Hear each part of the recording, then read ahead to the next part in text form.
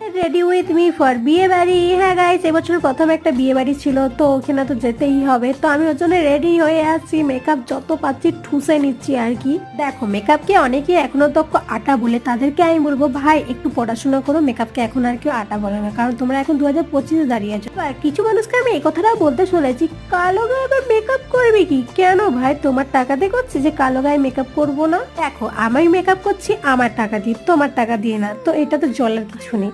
তো যাই হোক, আমি বাদ দিলাম সে সব কমেন্টগুলোতে, চলো মেকআপ ভিডিওতে আসা যাক। তো আমি ভালো করে আমার চোখগুলো পুরো সুন্দর সুন্দর করে নিয়েছি, তারপর লাগিয়ে নিয়েছি লিপস্টিক। আর এই লিপস্টিক আমি এখন জানি না কেন আমি এরকমই লিপস্টিক পরছি, কারণ আমার এখন ভালো লাগছে গায়ে, নতুন নতুন ট্রাই করার সব কিছুরই ইচ্ছা যাইছে সবার, তাই আমারও এখন ইচ্ছা জাগছে।